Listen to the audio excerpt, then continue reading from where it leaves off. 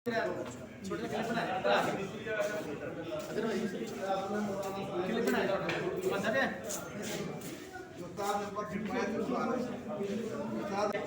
वही तो आप